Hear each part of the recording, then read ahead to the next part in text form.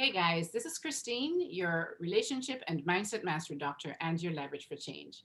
And today I want to welcome you to another Talk It Out session where I'm joined by Emil and Nina. And what we're going to be discussing today is basically how they transition from being just a couple to being parents. I'm going to start by asking Nina to introduce herself and each of them to introduce themselves and give us just a little bit of a personal thing about themselves. And so you guys can get to know them a bit better, okay? Nina? All right. Hi, everybody. I'm Nina. We live in Maryland on the East Coast. We have a 3-year-old son named Eli, who is the light of our world. So we've been juggling, parenthood and COVID, just like everybody else the past year, which has been interesting in this early parenthood journey. But, we're making it like everybody else. What else? I'm 30. How old is Eli? Eli's 3. Right. Yeah, Eli's 3. He turned 3 in December. I am my. I'm trying to think what else about me. How long have you been married? Yeah. Oh, we've been married for it'll be 6 years in July, but we've been together for 15 years as of Thursday. Our anniversary is coming up. Remember? I was like, I'm not losing all of those years. Yeah, we've been married 6 years, together for 15 years. We're both originally from Wisconsin. We moved out to DC together. We have actually lived in DC most of the time. We just moved to Maryland in August. Anything else? Or no, I think that's it. Emil? I mean, it's the intro is all pretty much the same. My name is different, Emil, of course, but same age, 37, same son, 3 years old. Anniversary. I know now our dating anniversary is this coming up this week, so I'll try not to forget that. Better not, right? Like everybody else knows that. Yeah, yeah. Like she said, been in DC most of my adult life. We just moved out to Maryland a couple of months ago. But yeah, it's pretty much the introduction. So guys, welcome. And I really appreciate you taking the time out of your busy weekend to really join me and to just have this discussion.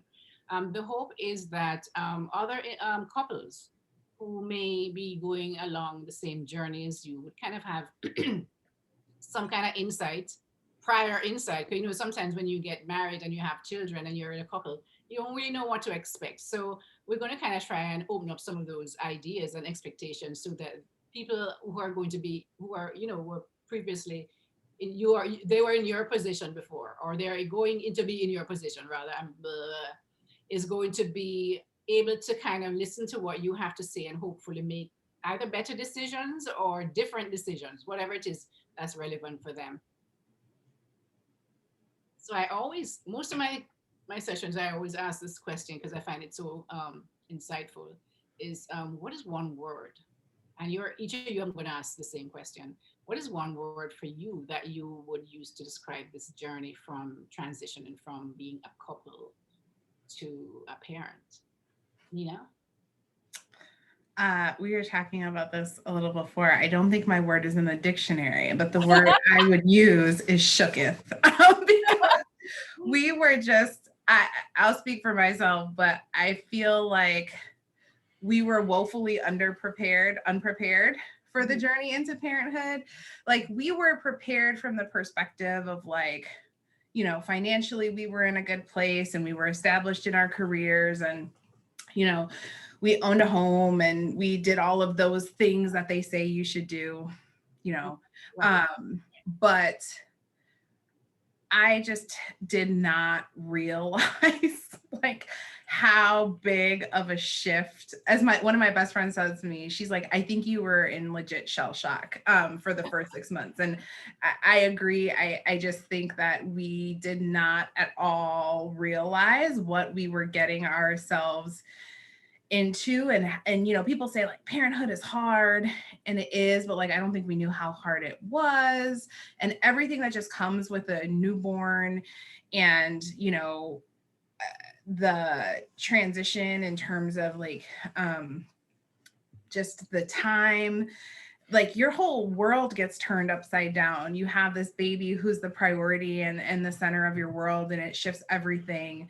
And so I think for me, I just felt very, I don't know that there's anything that would have prepared me for it. Neither of us had like little people in our world that we had spent any significant amount of time to like even give us an insight into like what new parenthood was. So I don't know if there's anything that would have prepared me for it, but I just felt like after we were in it, I was like, I was not ready. I was not prepared for what this was going to be. With that said, like, it's the best experience of my life. And I wouldn't change it for the world, but that first 6 months, man, it was rough. This was 6 months after Eli was born. Yeah, this was 6 months after Eli was born. And, I think like there was a lot of contextual factors. I had a pretty traumatic birth, and, we decided to start doing a major renovation on our house, 3 months before he was born, because the contractor was like, no, it'll be done. And I think we both knew better, but we were like, we need to get this done. So like our house was still tore apart. It was like the dead of winter. It was like one of the coldest winters in DC. Our pipes froze and bust like 2 weeks after he was born. It was just a nightmare. I had postpartum depression for about 4 months after he was born. So like that didn't help either. It was just a rough transition all around, both physically, environmentally, emotionally. But Emil, I don't know your thoughts, how you would describe it. So yeah, Emil, you have a word that you would use to kind of describe this experience, the transition? Yeah, I mean, the word that I would use is that it's a journey, Yeah. right? It is traveling into the unknown, right? So there is, we talk a lot about parents being prepared, Yeah. right, for parenthood and being ready for parenthood, but really you are taking a journey, you're traveling into the unknown. There's no way you can prepare for what you don't know. Right. There's no way you can understand the advice someone gives you until you can apply that advice to something tangible, right? So there is this misconception that we can be ready as new parents or newlyweds or new anything. For me, I think is a false, right, idea that we can prepare for something that we haven't gone through, right? Yeah. So I wasn't prepared, and there was no way I could be prepared because I had never been a parent. Right. And it was a journey to the unknown for me to go through the process and to go through these things that I've never experienced and be open to not know the answers, Yes. right? Yeah. To be open to not know exactly how to deal with certain situations, to be open to being in a marriage with someone who's changing because they're now a parent, Yeah. to be open to all those things, because again, it's unknown is really the major part of the journey, right? So that's the word I would use, is journey, because right, because Journey into the unknown. it's a journey into the unknown. We could use more than one word, right? Yeah, because you at that point, most people don't know what they don't know. Yep. They don't know what they don't know. They see other people and they see other people's experience, but everybody's experience is going to be different. And Yep. so it is a journey. And what is that word that you shook? Is that what you use? Shook it. Shook it. Shook it. Right, right. So, and yeah, definitely, it is something that will shake up your world. Because Yep. it is a big.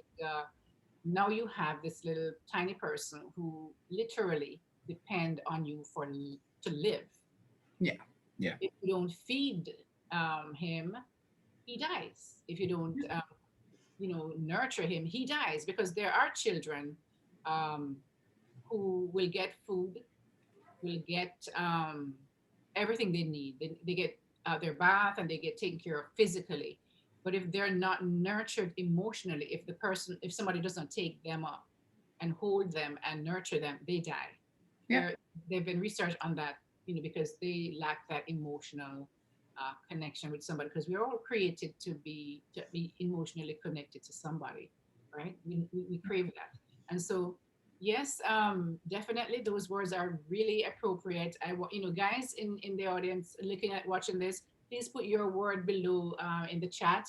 Um, so what are they, what, I mean, I know you mentioned some of them before, but specifically, is there anything that stands out as being a serious change that you think was like, oh my God, I did not expect that. That happened after, little Eli was born.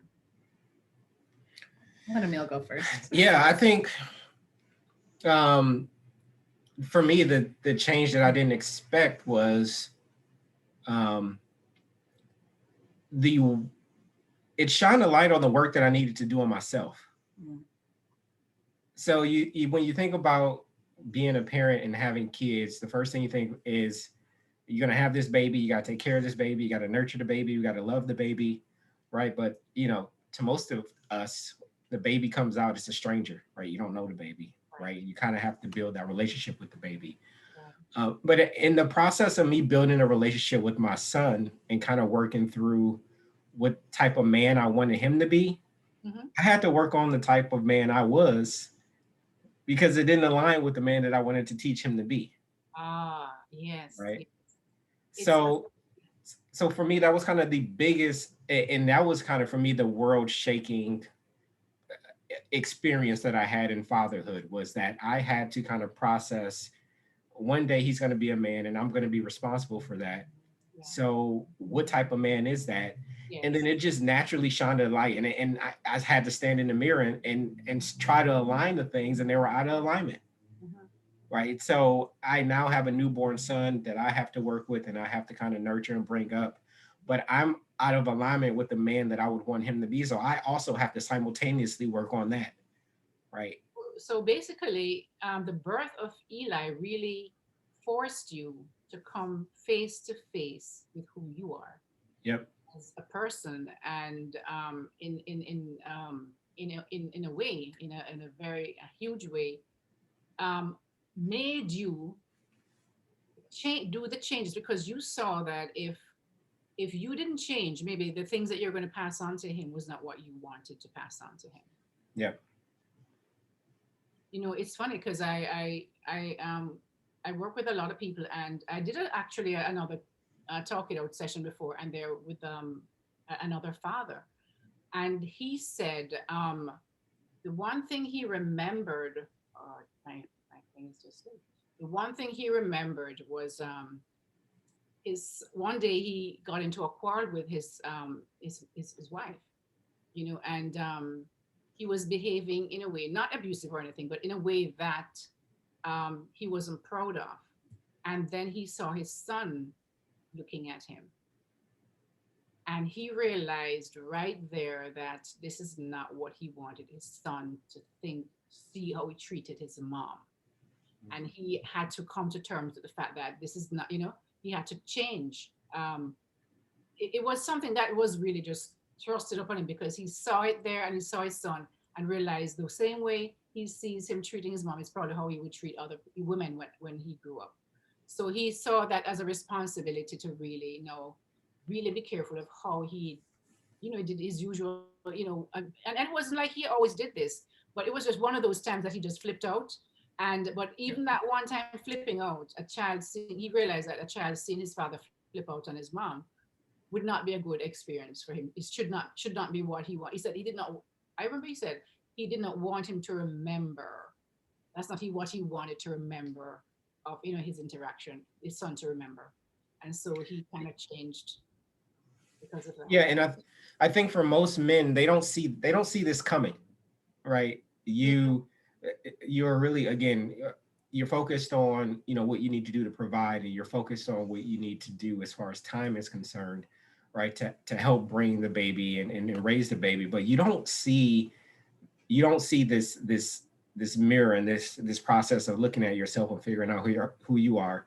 Most men don't see it coming. Like it is a shock when it happens, and it changes their whole world. And I think for some of us, it can lead to a lot of places where you're dealing with vices and you're avoiding dealing with issues that you have, and it can kind of hurt the man that you are as a father. So it's important that, again, going back to this journey into the unknown, that it is a part of what you expect that you're going to have to do to be a good parent, right? It's not just about the energy that you have to put into the child, it's about the energy that you have to put into yourself, Right, right. right? And I think, again, for me, I didn't see that coming.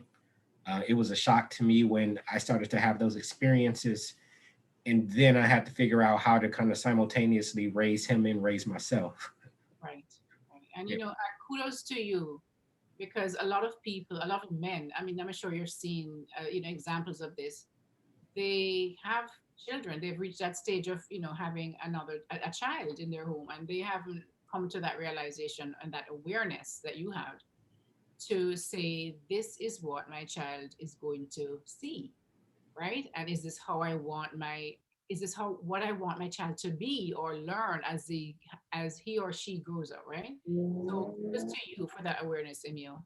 So Nina, what about you? Um, I think for me, it was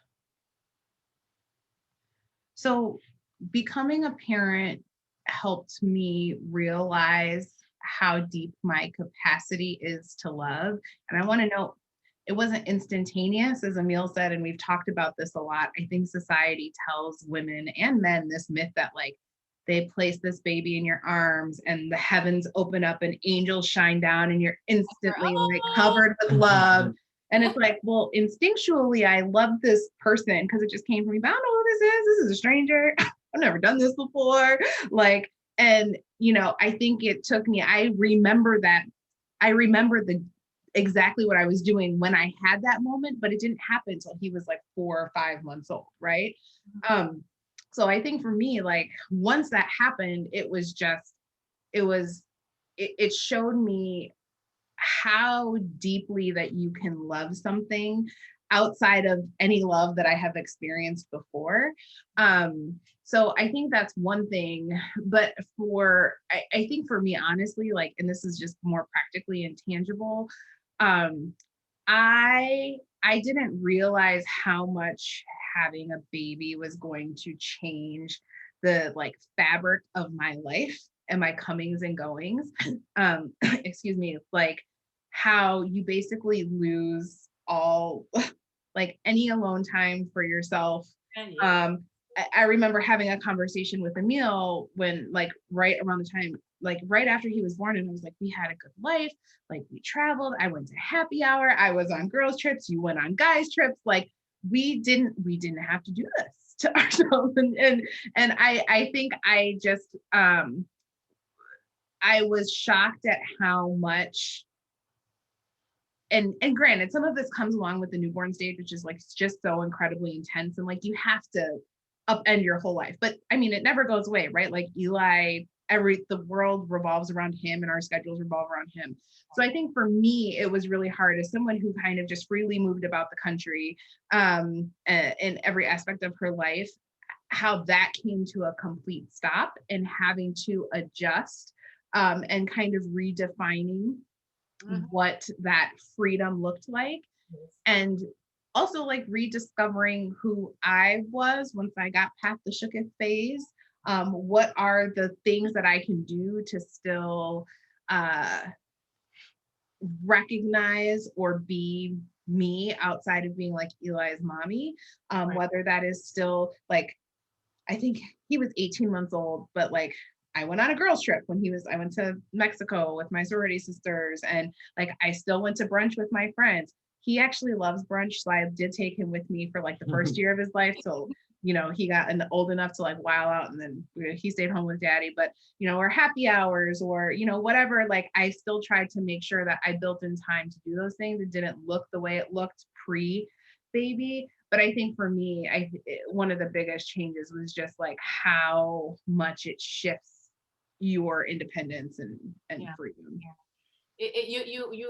I remember when I had my children, the only thing I could think of, it was like I have a handbag.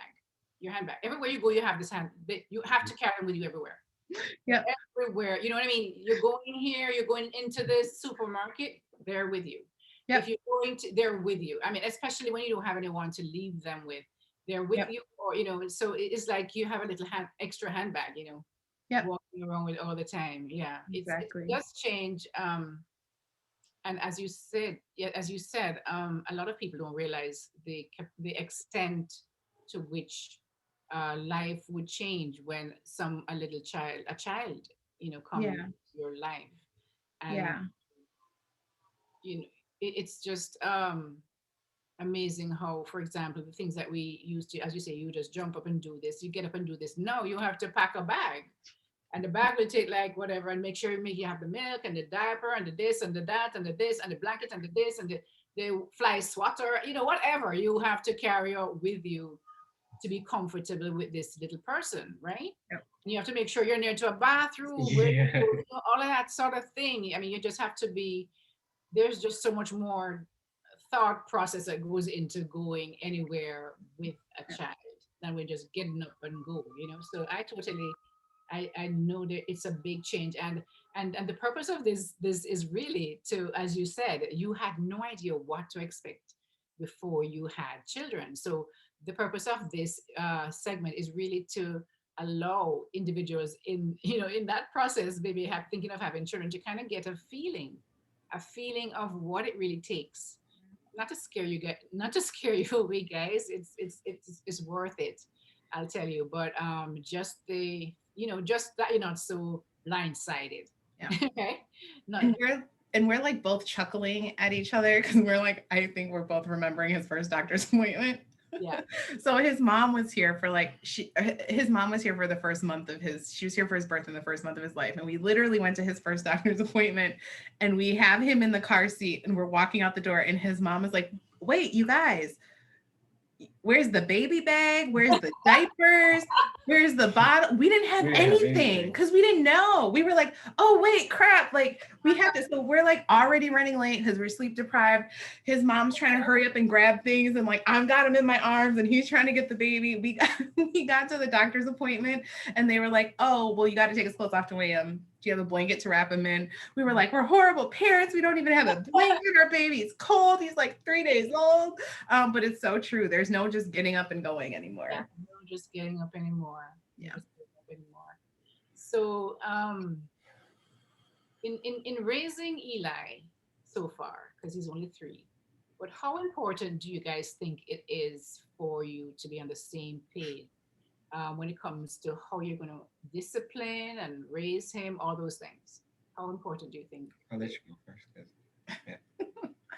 I think it is very important. I think it is something that we are still actively working on.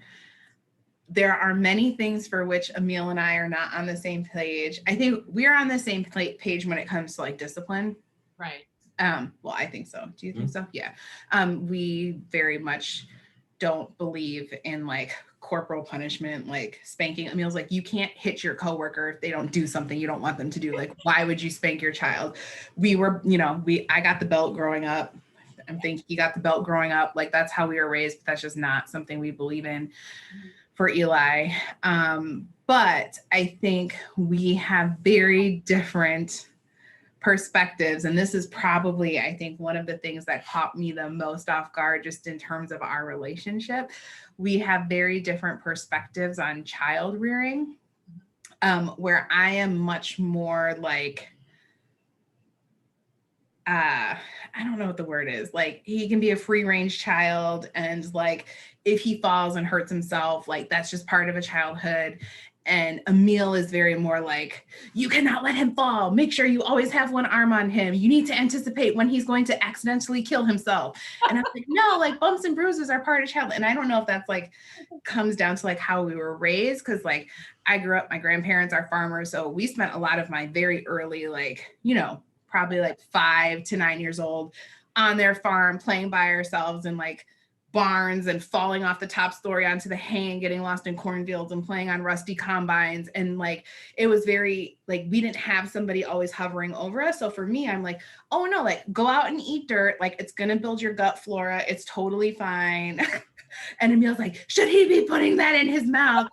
he might die. And like, I think for us, that's like a big tension. So he doesn't think I'm attentive enough to Eli's like physical safety. I think he's too overprotective for certain things. And I think that we are still actively working through that. I think neither of us is where the other would like the other person to be. But Emil, I'll let you share if you have any additional thoughts. Yeah, I mean, what was the original question? Discipline. How do you guys do you think it's important? Yeah, no, I think we're on the same page with discipline. I won't go into a deep, philosophical conversation of, why I think certain things should be the way they are. I think people need to do what's best for what they think is best for their family and their child, and, within reason. And I think, again, going back to kind of my original awakening that I have for myself, a lot of the work that you do on yourself is going to help you determine what's appropriate for discipline for your child, right? And so I believe that certain levels of discipline is only necessary if you are not disciplined, right? You have issue with disciplining yourself, right? So I just think that there's a natural relationship between self-discipline and child discipline. And I think, people find their good mix, right? And you go from there. As it relates to being overprotective,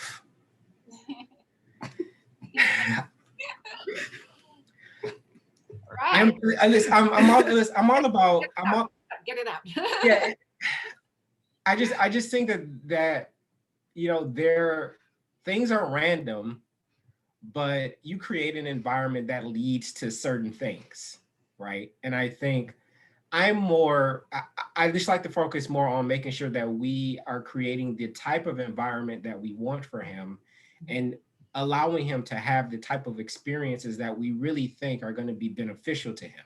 Right. So yes, eating dirt here and there is probably not going to be a big deal, right? But eating dirt can lead to eating poison because of the environment that we've created. And he lives in an environment where it's okay for him to randomly put things in his mouth. Right.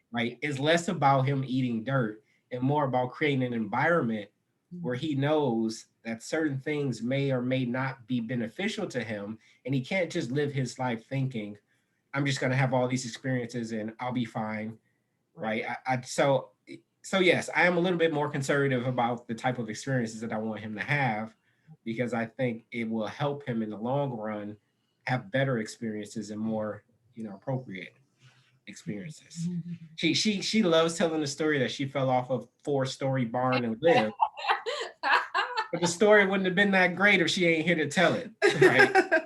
So, it's I get it, but I think, for me as a Black man living in the world that I live in, I want to keep him as close as possible. I want to keep him in an environment that has as much structure as possible while allowing him to grow, because I know that, certain playful things can lead to other things. So,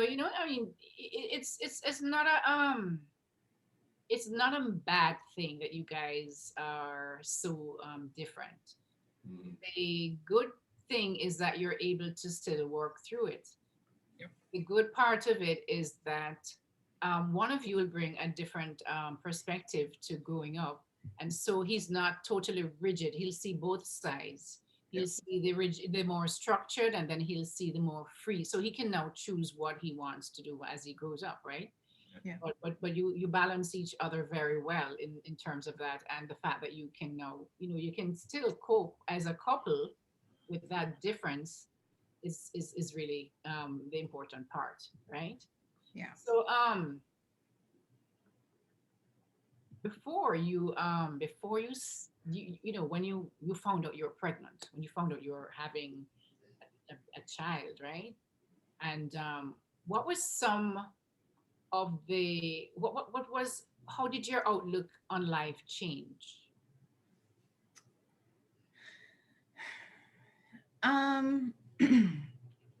I honestly don't know if it did. Like, as we shared at the beginning, I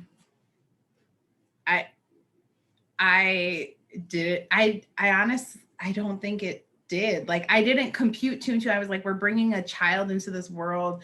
I mean, we've talked about it. Like, we talked about it in pre-marriage counseling, and you know, we still go to our marriage counselor because it's helpful in terms of tools to communicate with each other, because we do have big differences on things.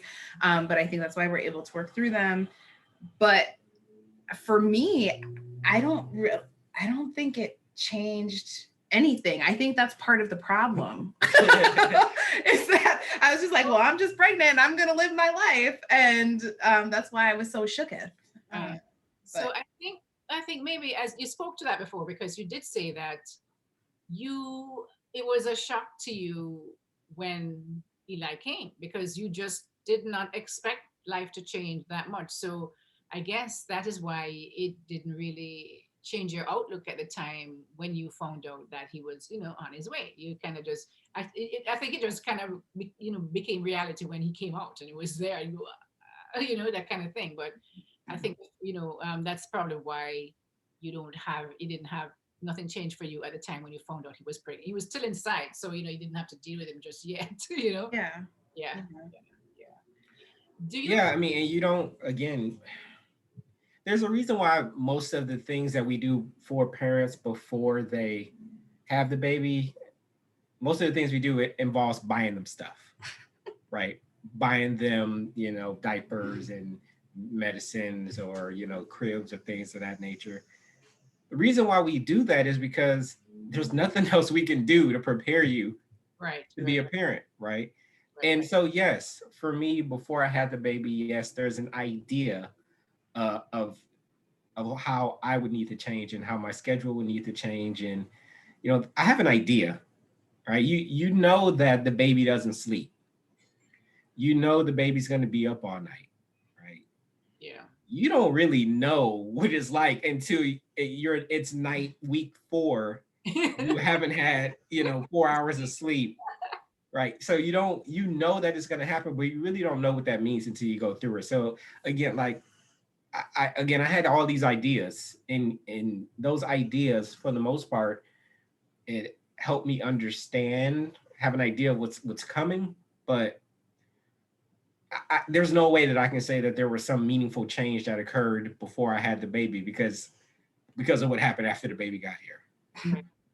So guys, if you knew then at that time what you know now, would you have changed or done anything differently? I would have had a baby 5 or 10 years ago. Yeah. I say this all the time. I'm 37 now. Eli is a 3, which means I had him when I was 34. If I, with all the knowledge that I have now, I would have gotten started a lot earlier in life, right? I would have, and I know it's just a difficult thing, because in your 20s, you're out and you're partying and you're having fun, and you don't want to kind of settle down and go through this process. But for me, I feel like it would have been better if I was 27 or 28, right? And I was going through that process. 30. Right. I would have done it a lot sooner and gotten it out the way. Right. So, I mean, we were together for 15 years. Right. Right. And so, and I waited a long time to get, to get married, to have kids, to kind of do all that stuff. And I just would have done it a lot sooner. Right. Yeah. So when you say you would have done it a lot sooner, what would change if you did it a lot sooner? I would have had more energy. I mean, that's for sure.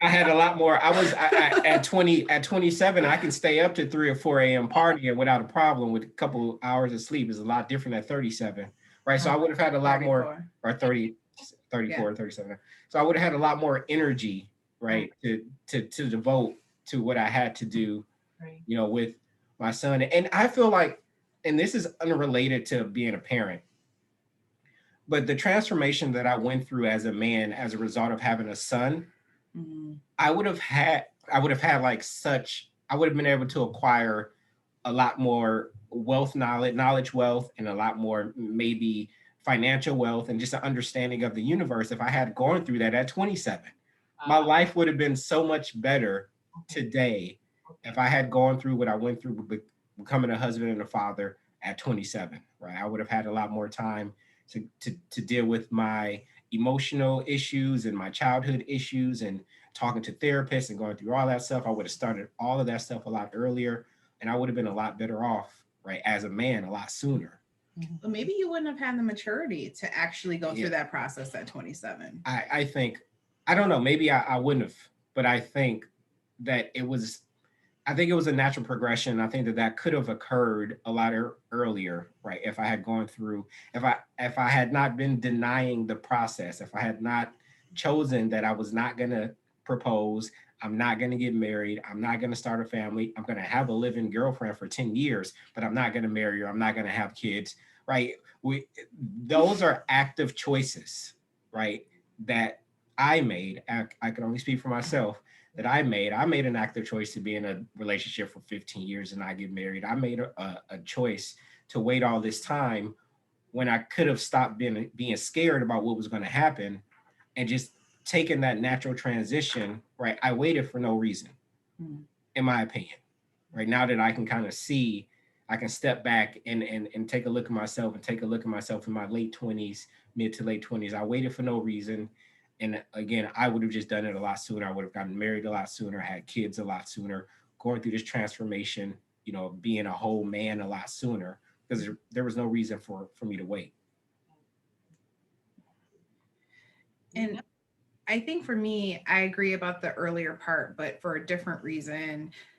I used to be one of those people that was like, oh girl, don't let them scare you with this 35 number. That doesn't mean anything. And like for a lot of people, it doesn't, but like you can't change biology, and it gets infinitely harder for women to have babies post 35. And we had a very easy conception process with Eli, and we don't want him to be an only child, but it has been exponentially harder. We've had multiple losses since, trying to give him a sibling. And I do attribute that to my advanced maternal age. So in terms of the starting sooner part, I agree. But for that reason, I think for me, practically speaking, I would have slowed down. Because when I had Eli, I was working a 50, 60-hour a week job. I had a consulting company. I was finishing my dissertation, and I was teaching at GW2 classes, right? I was doing all of these things. I was busy all the time. Every moment had something filled in it. I actually agreed stupidly, and I regret this to this day. My boss was like, oh, there's this talk at the National Academy of Medicine on December 7th. Can you do it? And I was like, well, my due date's not till December 11th. So yes, of course I can do it. And the day before the talk, I had emailed one of my colleagues and I was like, nothing's happening on the baby front. Like he was on standby. He lived in Elkridge, Maryland, and the talk was in DC. I was like, I'll be able to do it tomorrow. My contraction started that night. I woke up that morning and I had lost my mucus plug, and I took an Uber to the National Academy of Medicine. And I was like, so I'm very sorry, but I need to rearrange the agenda so I can go first because I'm pretty sure I'm in active labor and I need to go to the hospital. Like I gave the whole talk in active labor. She's in labor giving a talk. Yeah. And to this day, like a lot of the folks who were there were like, if this baby's like entrance into the earth started at the National Academy of Medicine, he's destined for greatness. And I'm like, no, it was stupid.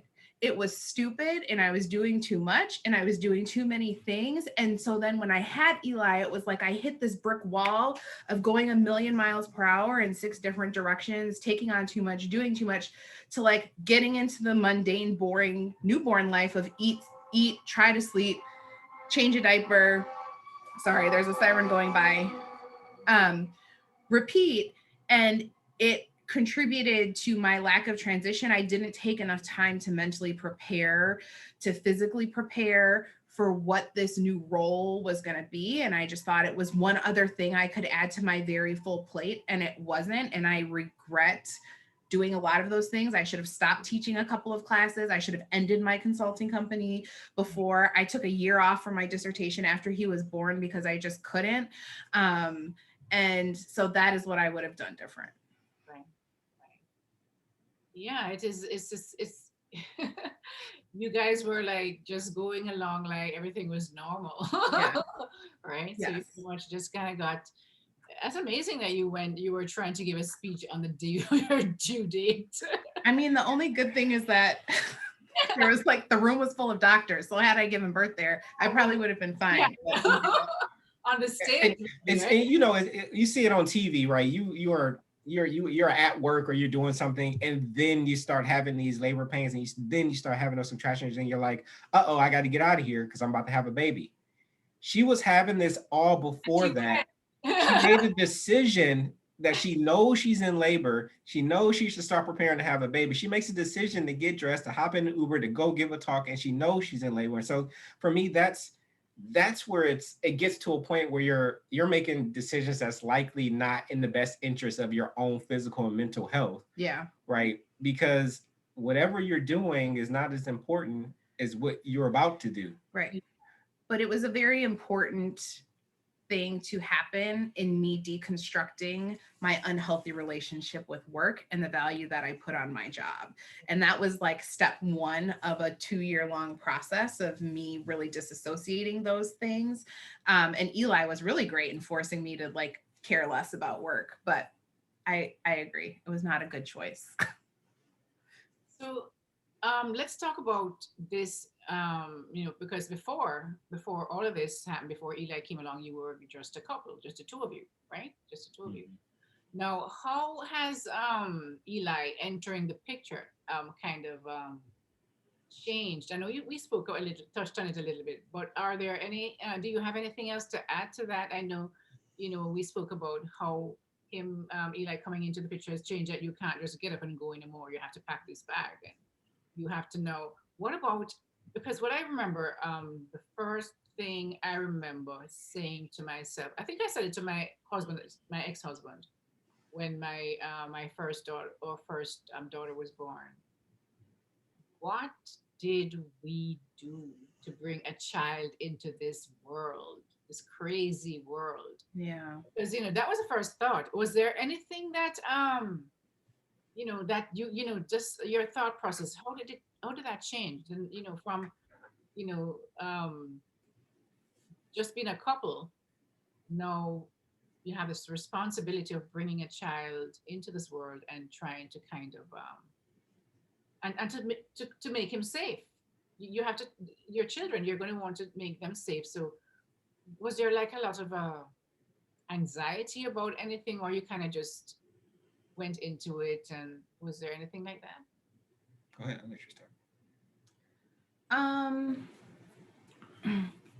so just to let me clarify your question. Is it like, how did Eli being born change us Your being a couple? perspective on this world, basically. Oh, so Eli, not to bring politics into it, Eli was born during the Trump administration. I struggled a lot with the Trump administration. Part of that was because I am a federal employee, so it was hard on me firsthand for lots of reasons.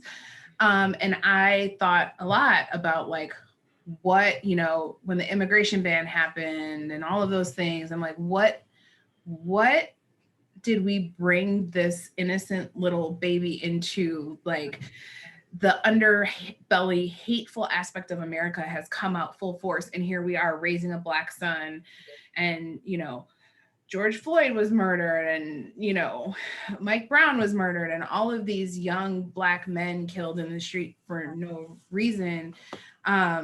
And now I'm a mother of a Black son, and how do I protect him, knowing that we received a lot of racial trauma growing up? So for me, I think that was really hard. And as Emil made a comment earlier, and we talk about this a lot, but like wanting to keep Eli as close as possible for as long as possible. I did not agree with it at first, but Emil is very anti-daycare, and every family has their own, they need to do what works best for them, right? But for him, he was like, he's going to have to interact with enough systems as he gets older. I don't want him to be 4 months old in yet another system. And so we made decisions about childcare, including like he had a nanny share. And then, you know, the nanny was with him most of the time because like the families would rotate out. And then we wound up having my mother-in-law move in with us, and she's been providing primary childcare. But like we've made an active decision to keep him as close to us as possible for as long as possible. And he's getting to an age now where like for his like education and development, like we think he would benefit from like a part-time program where he can, you know, learn his ABCs and things like that, even though we're working on that with him at home. But I think for us, it was just this very overprotective sense of like, he is such a bright, joyous spirit. Yeah. I do not want the world to beat that out of him. And I know as his mother, I can't prevent that. Like the world is a crappy place sometimes, and that's just going to happen. But I don't want to accelerate that happening sooner than it needs to. So I don't know about you, Emil. Yeah. Yeah, bringing a Black man into this world, right? I think one of the things that it forced me to do it goes back to this theme that having a son really forced me to raise myself. Right. One of the things that it forced me to do was to be comfortable on the offensive, right? And not to be defensive about my existence in this world. Right. Right. And you know, a lot of people, because I've had conversations with a lot of my, you know, male friends talk about, you know, having kids, and, you know, you get that statement that why would I want to bring, you know, a child into this world? Yeah. And I'm like, you know, we need soldiers to fight the good fight. Yeah. And if you're going to make the decision that you're not going to do the work that it takes to be a soldier to fight the good fight and to produce other soldiers that's going to fight the good fight, then you've given up. Right. Right. And so for me, it's not about, being defensive and being concerned about what's going to happen to him. It's about being proactive and preparing him to fight against what's going to happen to him. Right. Right. And one of the things that, you know, I think that this country uses to neuter our boys and our men is the education system. Right. Yeah. The system that they're forced into in like these daycares and these elementary schools and middle and high schools, this education system that neuters them and forces them to be compliant with the information that they're being given by people who at one point, you know, enslaved their ancestors, right? It's a process of making them compliant. And I am not at all looking forward to subjecting my son to that process, right? The process of learning compliance. Right. Right. So yes, it is a messed up world that we live in, especially as a Black man. We have a lot of issues that we need to deal with. But for me, being on the offensive and making sure that I can do what I can for myself and my people, having sons out there that I can help teach and nurture and get them on the offensive, it's better for our people in the long run. Right. So I'm willing to take that responsibility. I'm not going to shy away from it. It doesn't scare me. Right. And hopefully, you know, my grandsons and my great grandsons can kind of help. It can make their lives better because I've made this decision, right, to prepare them to kind of exist in this world. Right.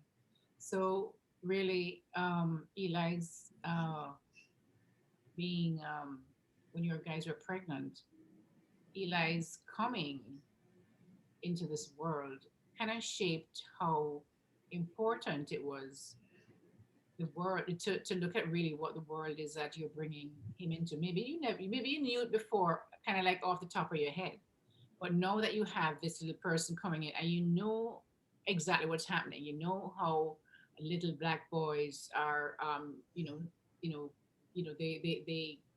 get pulled over in cars and killed for no reason. So Yeah. you now have that mindset that you now have to protect him as much as possible from at least delay it as much as possible before it starts happening. I totally understand that. As I mentioned earlier, I mean, we actually said to each other, what kind of world is this that we're bringing our children into? And as a couple, guys, how did that manage? How did what do you think was the biggest change as a couple, bringing a child, and how your relationship, your interactions, how did when Eli became a little person right there, and have to, what changed? What was it that what was something that changed?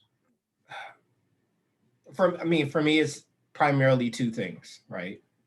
The first is that you're going to now encounter new problems, right? You're going to have these new conflicts, these new issues that are unique to your experience now as a parent, right? I think a lot of people have issues with maintaining relationships after they have these children because they're, again, not aware or unprepared for the fact that there's going to be now brand new, fresh off the lot issues that you've never experienced with this person.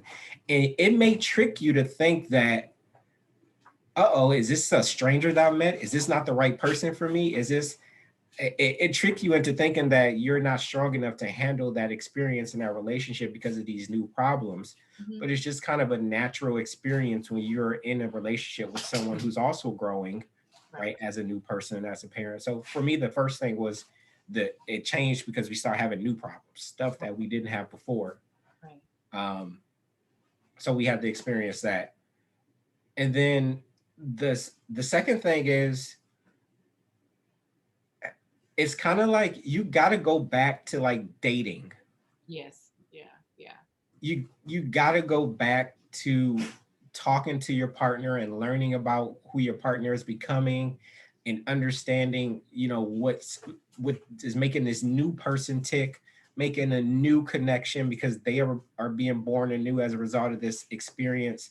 I And I agree. feel like that's one of the things that I have yet to be able to get a good hold on, right? Is entering that redating phase and kind of building that connection, rebuilding that connection that's been kind of detoured because of the addition of the child, right? And so trying to get back on track with that is something that's it's going to be a work in progress, but that has kind of been one of the big changes. But the fact that you're aware of it is the first stage to change, Yep. because that's where change start. You have to be aware that there is an issue, there is a change that's happening between you guys once you have a child, because as you said, you may not have known Nina. You never knew Nina in terms of being a mother. Yep. So you're now dating a totally different person, because Yep. there are different aspects of her that will come out, because there is a little person she's taking care of. The same with you, right? So both of you now have to kind of spend the time to relearn each other, to kind of just get a grasp of this new person that you're dating, right? Yep. But you can look at it as an adventure. So yeah, getting to know my new person here, and my new wife. She's morphing. We are both evolving, right? And that's what relationships are all about, right? Yeah. So what anything with you, Nina? Yeah, I would second what Emil said about like the new problems. One of the things, and I tell Emil, I feel like I tell Emil this once a month, but like, there's a lot of stigma, especially in the Black community, about mental health. And I am just so thankful that he sees the value in therapy and marriage counseling. Like, we go to marriage counseling every month. That's not because, we have some major issue. We usually don't, but Prevent we, you from having a yeah, major Yeah. it's Yep. ongoing maintenance. And Yep. preventive. Yeah, yeah. exactly. And because we had spent so much time, like, I feel like we had a really good toolbox to work through these new issues. Or at least we had that insight and understanding of each other and ourselves as a couple, so that they didn't feel insurmountable on top of everything else that comes with being a new parent. And I'm just like so incredibly thankful for him and his openness to doing that, because it's so important. And I think like the last two marriage counseling sessions, we talked mostly about things external to our marriage, right? We were both just like, this is bothering both of us and things like that. So I think the other thing for me is that, and it's similar to what Emil said, he went through a very big metamorphosis. He went through a metamorphosis on the scale of something that I went through when I was like 26. And you have to learn to, and I think this is irrespective of kids, honestly, I think this is just for marriage. You have to learn and give each other space to grow as individuals while also continuing to grow as a couple. So like Emil's core is the same, but there are many aspects of him that are different. And there are aspects of him that are different that we don't always agree on, just in terms of like political views and certain things along those lines, especially as he's delved more into this concept of manhood and what does it mean to be a man. You know, I'm not a Republican. Yeah, he's not. Please don't make that assumption because she said that. Yeah, sorry. No. We are a progressive Democratic house. Well, he's more independent, but yes, we are a progressive household. So, you know, thank you for that. Not trying to want to make that kind of mistake. Right, exactly. Not, you know, but anyway, like I've had to learn to accept this new person that he is, just like he's had to learn new aspects of me, and we've had to learn how does that fit together with us as a couple and in our marriage, and how does that work in terms of how we parent and we raise Eli. And I think it's something that we're both still like, it's a choice. Like every day you wake up and it's a choice to be married and it's a choice to do the work. It's easy to go out here and be like, well, I'm out, I'm gonna go do my own thing. But like, even no matter how hard it gets, like at the end of the day, like Emil's my best friend. He's the first person I want to tell good news to, bad news to, you know, even if sometimes I want to punch him in the face and sometimes he wants to punch me in the face. We don't condone violence. We would never physically hurt one another, but you know what I mean? So I think for me, that's been probably the biggest thing. And the dating, and COVID has not helped. I think COVID added a whole layer of just challenges that everybody's been experiencing. But it was interesting because he had a really hard time at the beginning of the pandemic. I'm having a very hard time going into a year into the pandemic, and both trying to figure out how do we, you know, continue to support each other through that. But, you know, I say build the toolbox, get the skills and things in necessary before you have the baby, and then give each other space to grow, but make sure you're growing individually and together and not individually and apart. Yes. Thank you so much for finishing up with that, Nina.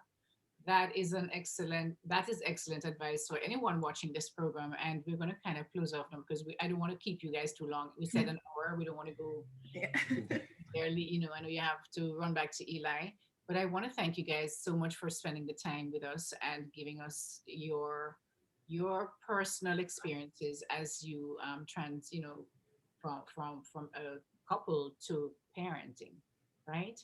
Yeah.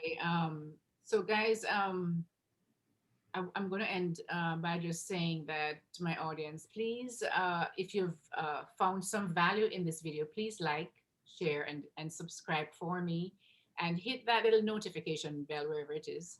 And as soon as I upload new videos, you'll get them. So thanks again, guys. We're gonna sign off now, and again, thank you. Because I mean, guys, I don't really know Nina and you know, most of the people that I have on, I know. You know, I don't know Nina and Emil personally, and they have really gracefully just accepted my invitation of just coming on this, and I really appreciate that. Thank you so much again. You're welcome. And so this is Christine, your relationship and mindset mastery doctor, and your leverage for change. Take care out there and stay safe, and I'll see you next time. Take care. Bye-bye. Bye. Bye, guys. I'll send you the